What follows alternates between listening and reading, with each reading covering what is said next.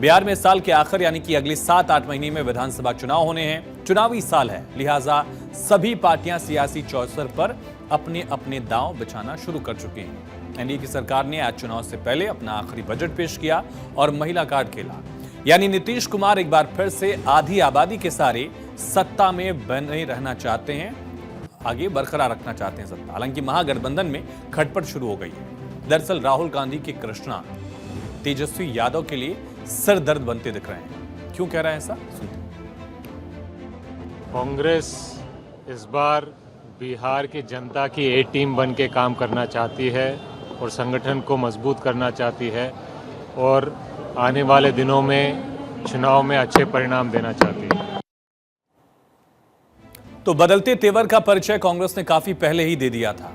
अभी बिहार विधानसभा चुनाव की गर्माहट फिजा में आई ही थी कि कांग्रेस नेतृत्व ने बिहार प्रभारी भी बदला। इस बदले तेवर को राहुल गांधी की भी शह मिली। इस बदले तेवर के बाद कृष्णा अल्लावरू उनका दौरा बिहार में लगातार बढ़ने लगा, जिनका आपने स्टेटमेंट सुना। इसी सिलसिले में कांग्रेस प्रभारी जब आरा आए तो स्वामी सहजानंद सरस्वती की जयंती समारोह में कहा उन्होंने कि कांग्रेस आरजेडी की बी टीम नहीं है, वो आगामी विधानसभा चुनाव में ए टीम की तरह लड़ेगी। साथ ही संकेत भी दिया कि कांग्रेस सम्मानजनक समझौते के साथ ही चुनाव लड़ेगी, यानी महागठबंधन में ऑल इज नॉट वेल ऐसा लग रहा है क्या? क्योंकि अभी से ही दबाव बनाने की शुरुआत हो गई है, अभी से ही चुनावी शतरंज पर बिसात बिछानी शुरू हो गई है। ऐसे में सवाल यह है कि आखिर ए टीम कौन है और बी टीम कौन है, ये समझते हैं। कांग्रेस आरजेडी बिहार में साथ मिलकर चुनाव लड़ते रहे हैं। कांग्रेस बिहार में ए टीम बनकर लड़ेगी, ये बात लगातार दोहरा रही है।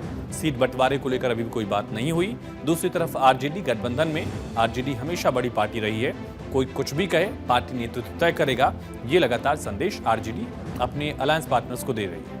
हालांकि कांग्रेस अग्रेसिव है तो आरजेडी नेता भी सोच समझकर स्टेटमेंट दे रहे हैं। बड़े भाई और छोटे भाई का नहीं, और हमारा जो दल है उसके साथ बहुत मधुर रिश्ते रहे हैं आदरणीय लालू प्रसाद यादव जी और श्रीमती सोनिया गांधी जी से।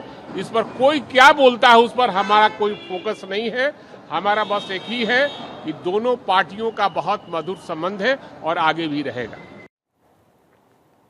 कांग्रेस चाहे जो भी कहे, लेकिन जब सीट बंटवारे की बात होगी, टेबल पर दोनों पार्टियां बैठेंगी, चर्चा करेंगी, तो उस समय 2020 के समीकरण को याद किया जाएगा, 2020 के नतीजों को भी याद किया जाएगा। 2020 के बिहार विधानसभा चुनाव में किस पार्टी का स्ट्राइक रेट कितना रहा, उस पर भी चर्चा होगी। और खास करके लालू याद दिलाएंगे कांग्रेस के नेताओं को, तेजस्वी याद दिलाएंगे कांग्रेस का स्ट्राइक रेट 2020 में क्या था, और उसके बाद ही सीट बंटवारे पर फाइनल डिसीजन लिया जाएगा। ऐसा हम कह क्यों रहे हैं, इस बात को समझिए इस आंकड़े के साथ। आपको दिखाते हैं। आरजेडी लालू यादव की पार्टी 114 विधानसभा सीटों पर लड़ी और जीती 75 सीटें, यानी कांग्रेस के तर स्ट्राइक रेट आरजेडी का जो था वो 65% से ज्यादा का था। कांग्रेस लड़ी 70 सीटों पर, जीती मात्र 19 विधानसभा सीटें, स्ट्राइक रेट 27%। यहां तक कहा गया कि कांग्रेस अगर आरजेडी के साथ नहीं लड़ती, आरजेडी खुद ज्यादा सीटों पर लड़ने का फैसला और कर लेती, थोड़ा और विस्तार करती, तो शायद नतीजे और बेहतर होते हैं। 2020 के चुनाव में कांग्रेस को नाकामी मिली। महागठबंधन की हार का विलन बन जाने से सीख लेकर कांग्रेस इस बार चुनावी साल की शुरुआत के साथ ही एक्टिव मोड में है। बिहार कांग्रेस के अध्यक्ष डॉक्टर अखिलेश प्रसाद सिंह से लेकर महिला कांग्रेस की राष्ट्रीय अध्यक्ष अलका लांबा और बिहार कांग्रेस के प्रभारी कृष्णा अल्लावरू तक मैदान में उतर आए हैं और लगातार माहौल बनाने की कोशिश कर रहे हैं। बिहार चुनाव की तैयारी में कांग्रेस जुट गई है। 13 दिन में तीसरी बार पटना पहुंचे बिहार कांग्रेस प्रभारी कृष्णा। आरजेडी से 70 से ज्यादा सीटों की मांग कांग्रेस कर सकती है, यानी 2020 में जितनी सीटें मिली थी उससे भी ज्यादा सीटों की डिमांड कांग्रेस कर सकती है। मिलेंगी नहीं मिलेंगी, चर्चा क्या होगी ये वक्त बताएगा। लेकिन बिहार कांग्रेस ने इस बार चुनाव में 50 सीटों को जीतने का टारगेट रख दिया है और इस टारगेट को पाने के लिए कांग्रेस पार्टी को सबसे पहले ज्यादा से ज्यादा सीटों पर चुनाव लड़ना होगा। दिल्ली में कांग्रेस अलग राह अपनाते हुए चुनावी ताल ठोक रही थी, चुनाव में उतरी भी, और अब बिहार में भी कुछ उसी तरह का सीन बनता दिख रहा है।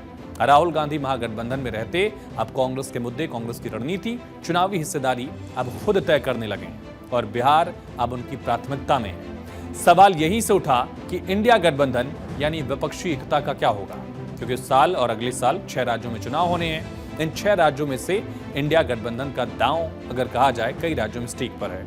अगले साल मार्च और अप्रैल में पश्चिम बंगाल में चुनाव होंगे। कांग्रेस और टीएमसी इंडिया ब्लॉक के दल हैं और सबकी नजर दोनों पार्टियों पर रहेगी। अगर बंगाल में टीएमसी और कांग्रेस के बीच गठबंधन नहीं होता है, जिसकी संभावना ज्यादा है, तो राज्य की लड़ाई में वाम दलों समेत 3 सहयोगी एक दूसरे के खिलाफ लड़ेंगे। हो सकता है कि वाम और कांग्रेस एक साथ आ जाए, टीएमसी अलग रहे, जैसा कई बार देखा गया। अगले साल अप्रैल और मई में तमिलनाडु में विधानसभा चुनाव होने हैं। तमिलनाडु में दोनों पार्टियां गठबंधन में चुनाव लड़ सकती हैं, क्योंकि ऑलरेडी अलायंस में डीएमके और कांग्रेस हैं। लेकिन 2026 के चुनाव में होगा, नो वन नोज कि आखिर क्या होगा। अगले साल मई में केरल में विधानसभा चुनाव होंगे। लेफ्ट और कांग्रेस वैसे तो इंडिया ब्लॉक की पार्टियां हैं, लेकिन केरल में दो विरोधी हैं, इधर लेफ्ट इधर कांग्रेस। लेफ्ट सत्ता में, कांग्रेस विपक्ष में। केरल में दोनों अलग अलग चुनाव लड़ा करती हैं। 2026 के चुनाव में दोनों पार्टियां रणनीति क्या बनाएंगी, इस पर सभी की नजर रहेगी। लोकसभा चुनाव से पहले तैयार किया गया विपक्षी मंच सहजता से एक साथ आया और राज्यवार सीट बंटवारे का फॉर्मूला भी तय किया गया। इससे सहयोगी दलों को बीजेपी को चुनौती देने और ध्रुवीकरण से प्रेरित प्रतियोगिता में उम्मीद से बेहतर प्रदर्शन करने में मदद 2024 के लोकसभा चुनाव में मिली जरूर, लेकिन लोकसभा चुनाव के बाद ये इंडिया अलायंस गुट जो है वो अपनी एकता खोता हुआ दिख रहा है। राज्य दर राज्य इंडिया अलायंस बिखरता चला गया। सहयोगी दल राजनीतिक रूप से एक दूसरे से भिड़े भी और चुनाव में एक दूसरे के खिलाफ लड़े भी। हाल फिलहाल में दिल्ली सबके सामने है। अब सबकी नजर बिहार पर है। बिहार विधानसभा चुनाव से पता चलेगा कि विपक्षी एकता कितनी बची है या फिर खत्म होने की कगार पर है। उधर लालू यादव अपने बेटे तेजस्वी यादव के पक्ष में फ्रंट फुट पर बल्लेबाजी कर रहे हैं। तेजस्वी को मुख्यमंत्री बनाने को लेकर स्टेटमेंट दे रहे हैं। इस पर गिरिराज सिंह ने डीएनए वाला वार कर दिया। में तेजस्वी जी को बहुत आगे दिखाया जा रहा है, नीतीश से आगे। तो क्या लग रहा है, सरकार एकदम बनेगी? तेजस्वी जी को बहुत आगे दिखाया जा रहा है, 41% और नीतीश को 18%।